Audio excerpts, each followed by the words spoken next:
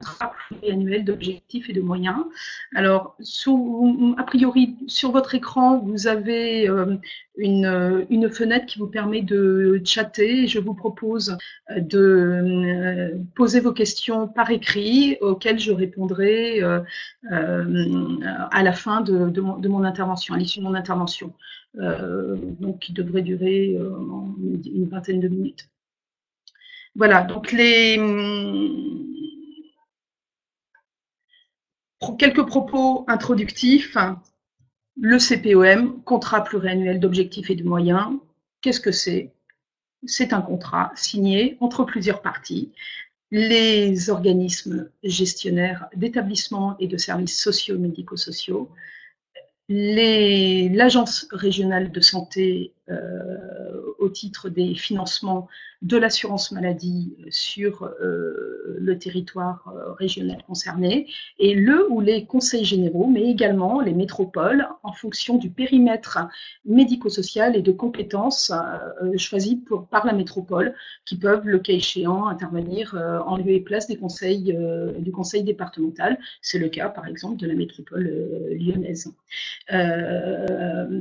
Donc le contrat est signé et peut-être biparti, ou bien triparti, en fonction du nombre et des modalités de financement des établissements et des services concernés par le périmètre du CPOM. Alors, ce n'est pas la contractualisation n'est pas un sujet très récent, puisque depuis 15 ans déjà nous en parlons. Le principe de contractualisation ayant été inscrit dans le cadre de la loi du 2 janvier 2002 rénovant l'action sociale et médico-sociale, et ce en résonance d'un dispositif qui existait antérieurement à la loi du 2 janvier 2002, puisque les établissements d'hébergement pour personnes âgées dépendantes, dès 1999, avaient effectivement eu l'obligation de signer ce que l'on appelait des conventions tripartites, voilà, qui étaient signées établissement par établissement, avec effectivement les autorités de financement sur le département concerné. Donc initialement conçu comme étant une faculté, le CPOM, donc le contrat pluriobjectif et de moyens, et c'est néanmoins élargi, développé, et il a été rendu obligatoire pour certaines catégories d'établissements du champ du handicap à travers la loi de 2009 relative aux hôpitaux, patients, santé et territoire, dite HPST.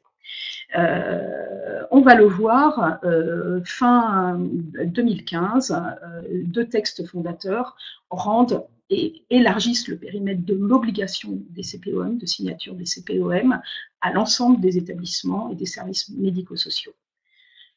Et le déploiement de la mise en application de signature des contrats est enregistré, est prévu et programmé jusque fin 2021. Alors, effectivement, fin 2015, deux textes d'importance. Le premier, la loi du 28 décembre 2015, dite d'adaptation de la société au vieillissement, dite ASV, rend obligatoire la signature d'un CPOM dans le champ gérontologique pour l'ensemble des établissements d'hébergement pour personnes âgées et dépendantes, donc les EHPAD, à la suite des conventions tripartites, à l'issue des signatures de conventions tripartites. Mais également, les petites unités de vie sont concernées, les changements d'appellation, ex-foyer logement, donc les résidences autonomie, où effectivement le texte de 2015 voilà, impacte fortement ces structures-là à travers les niveaux de dépendance des usagers, en ce qui concerne le niveau de dépendance des usagers, mais également obligation est faite dans le cadre d'une expérimentation de la signature d'un CPOM. En l'occurrence, ils ont déjà été signés puisque la date butoir était le 30 juin 2017, donc des services polyvalents d'aide et de soins à domicile qui étaient en fait une modalité de prise en charge et de réunion de deux typologies de services, les services de soins infirmiers à domicile d'une part et les services d'aide et d'accompagnement à domicile d'autre part dans le champ de la gérontologie. En ce qui concerne toujours dans ce champ les services d'aide et d'accompagnement, le texte de 2015 rend toujours facultatif la signature d'un CPOM, mais force est de constater à l'expérience que l'entrée dans le CPOM est fortement conseillée et préconisée par les pouvoirs publics, notamment pour avoir le maintien de son habilitation au titre de l'aide sociale. Autre texte de 2015, la loi de finances de la sécurité sociale au titre de l'assurance de la sécurité sociale au titre de l'exercice 2016, qui là reprend le champ du handicap et confirme l'obligation d'entrer dans le CPOM des établissements de ce champ-là, tels que les femmes, les MAS, les SAMSA. Et le texte, d'ailleurs, la liste a été complétée également par la loi de finances au titre de 2017. Donc cela, en l'occurrence, un texte de fin 2016 qui revient également, qui apporte des précisions également sur d'autres types d'établissements, enfin de services médico-sociaux pour lesquels le CPOM est rendu obligatoire, tels que par exemple les services de soins infirmiers à domicile du champ personnes âgées. Alors, la contractualisation, aujourd'hui, est une orientation majeure des politiques publiques et deux axes stratégiques sur lesquels ces politiques vont agir. À chaque fois, en l'occurrence, l'objectif est de restructurer sur le plan au niveau national l'offre du secteur médico-social d'une part, et d'autre part, faire en sorte que les organismes gestionnaires prennent toutes leurs responsabilités et leur autonomie sur la gestion de leurs établissements et des services associés au périmètre du CPOM. En matière de restructuration d'offres, en l'occurrence, l'enjeu des pouvoirs publics, des politiques publiques médico-sociales, est de réduire de façon significative le nombre d'interlocuteurs budgétaires. Actuellement, nous pouvons, à peu près sur le territoire, nous avons 30 000 établissements et services sociaux, médico-sociaux, et les pouvoirs publics ambitionnent à revenir à beaucoup moins de têtes, en l'occurrence de 3 000 à 5 000 partenaires et interlocuteurs budgétaires sur le champ du médico-social. Mais néanmoins, les pouvoirs publics ambitionnent de concourir à une meilleure adaptation de l'offre aux besoins des usagers par la notion de parcours et d'accompagnement des personnes sur le territoire et les périmètres des établissements et des services intégrés au CPOM. Bien évidemment, tout cela sur fond de maîtrise des dépenses publiques et de recherche d'efficience en la matière. Alors, accroître l'autonomie et la responsabilité des gestionnaires, l'objectif est de rendre effectif un vaste mouvement qui est bien plus large que notre champ médico-social, de simplification administrative, en remontant la logique des procédures budgétaires au niveau des organismes gestionnaires. Voilà. Et de fait, d'instaurer un nouveau mode de gestion et de relation avec les organismes gestionnaires. Bien évidemment, la finalité, c'est d'améliorer la visibilité de la santé financière à travers un outil, un ensemble d'outils de gestion et notamment à travers des ratios d'équilibre que je ne vais pas présentement développer plus que ça aujourd'hui, mais en l'occurrence, des ratios d'équilibre sur la trésorerie à travers des capacités d'autofinancement et du fonds de roulement qui traduit la traduction d'investissement. Alors, plus local, donc partenaire véritablement signataire du contrat, les autorités administratives que sont, on l'a vu simplement, donc les agences régionales de santé d'une part et le ou les conseils départementaux d'autre part, sachant que le périmètre du CEPOM est au maximum régionalisé et vous pouvez très bien avoir un gestionnaire d'établissements et de services sociaux, médico-sociaux, qui œuvrent sur plusieurs départements. Voilà. Et donc, il n'est pas interdit d'imaginer une signature à plusieurs départements. Donc l'enjeu pour les autorités administratives de financement, c'est de veiller à la prise en compte, à la prise en considération et la réalisation d'objectifs généraux qui seront inscrits dans la contractualisation.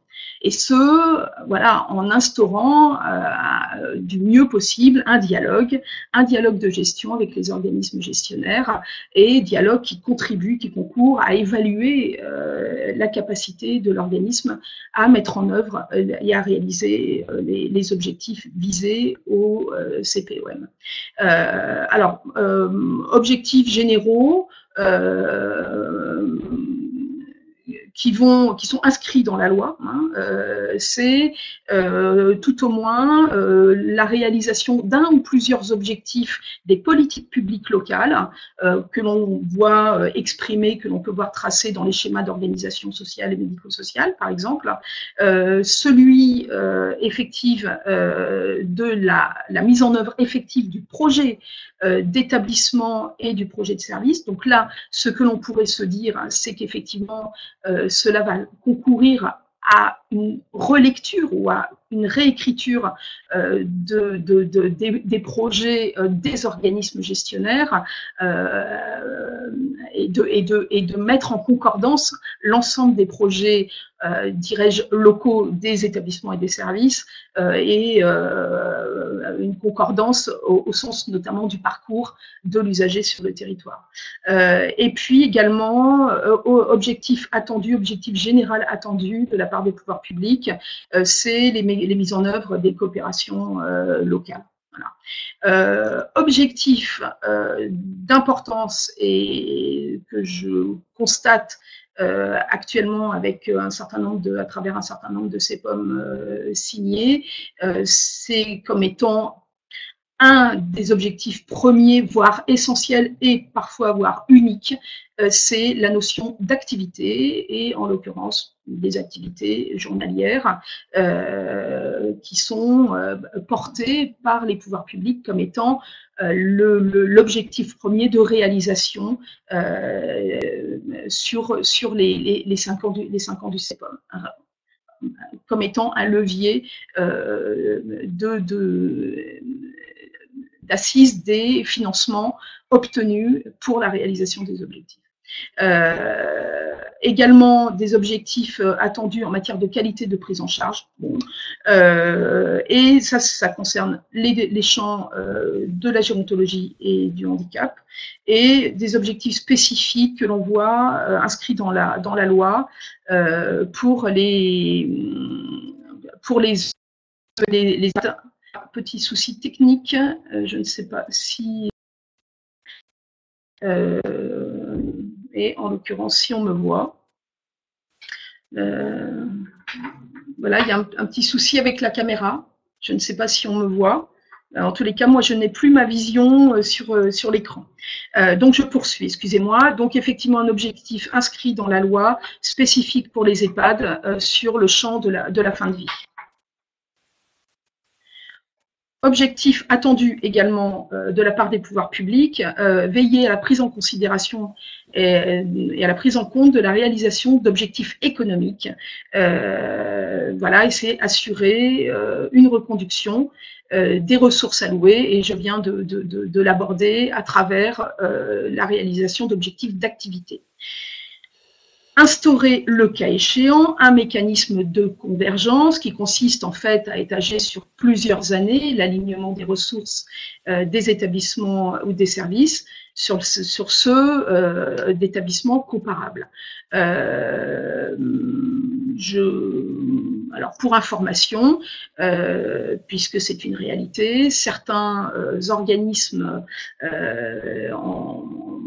départementaux, à travers des services de soins, des services d'aide et d'accompagnement à domicile, par exemple, imposent la mise en place de la convergence dès la première année de signature du CPOM. Voilà, donc cela engage aussi, ça nous engage aussi à bien se préparer très en amont sur sans attendre les délais légaux d'intégration dans le CPOM, à bien se mettre en ordre de bataille sur cette question-là. Objectif économique également imposé par les pouvoirs publics attendu, c'est la réduction des écarts de fonctionnement au regard d'indicateurs et la remontée des indicateurs opposables aux organismes gestionnaires. Et enfin, donc là pour le coup, pour les organismes gestionnaires, c'est la garantie sur les 5 ans d'avoir la prise en charge des surcoûts liés à d'éventuels investissements. Mais aussi, bien évidemment, il faut l'admettre, il faut le reconnaître, des objectifs plus implicites et des enjeux pour les pouvoirs publics, c'est la réduction du nombre d'interlocuteurs de gestion va bien évidemment produire un gain de temps, voilà,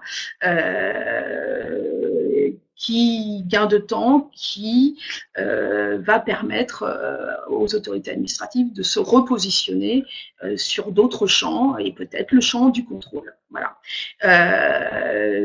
Pour les pouvoirs publics, c'est une plus grande gagnée en visibilité, en termes de maîtrise des dépenses, et bien évidemment conduire à des recherches d'économies d'échelle.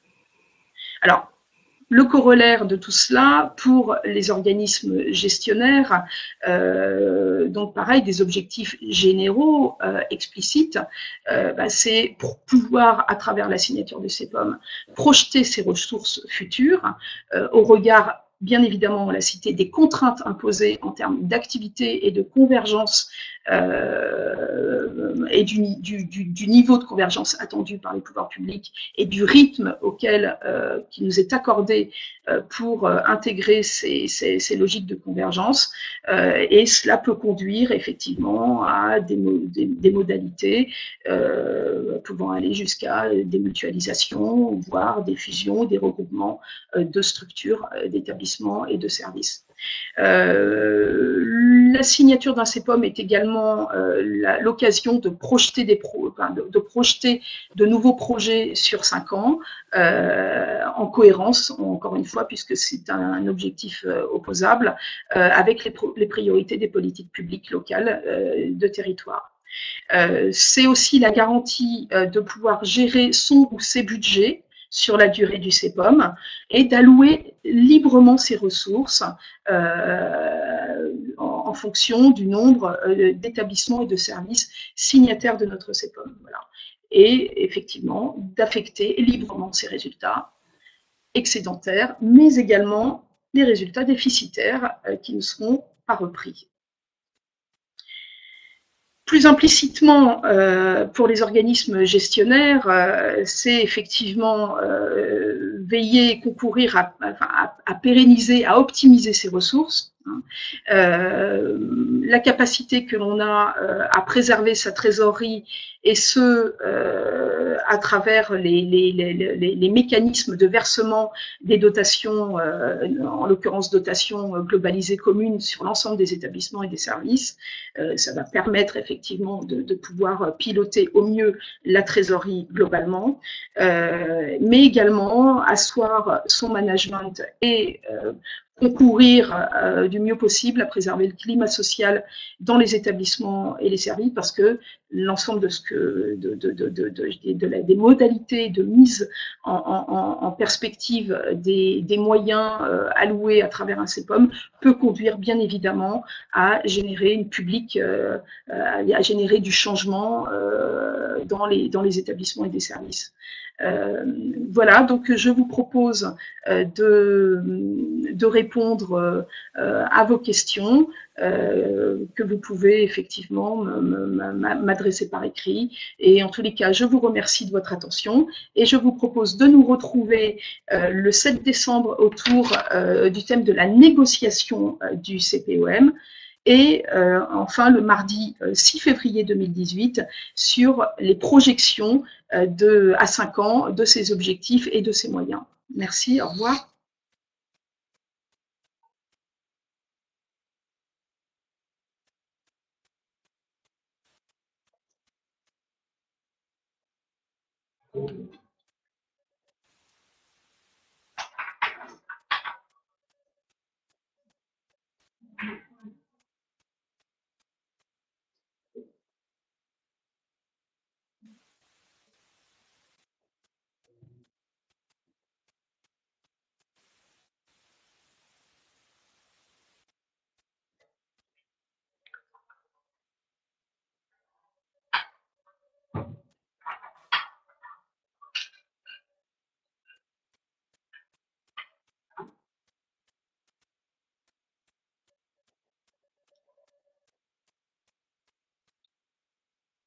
Oui, Laurence est en train de travailler.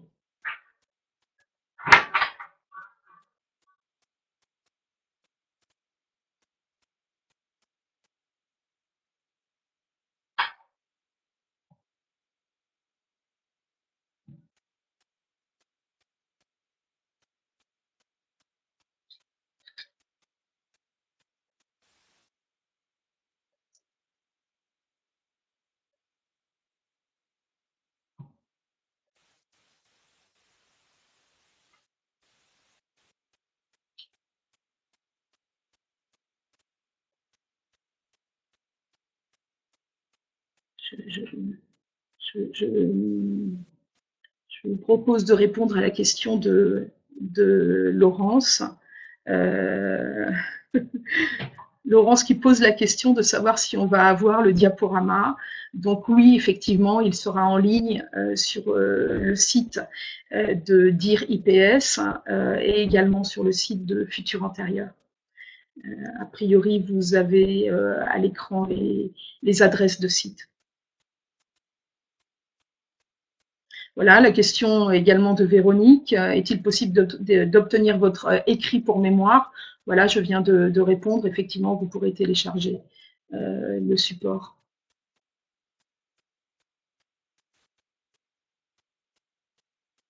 Si vous n'avez pas d'autres questions, je vous propose de nous arrêter là et de nous retrouver au mois de décembre, donc le 7, autour de la négociation du CEPOM, et puis le mardi 6 février 2018 sur les projections à 5 ans des objectifs et des moyens.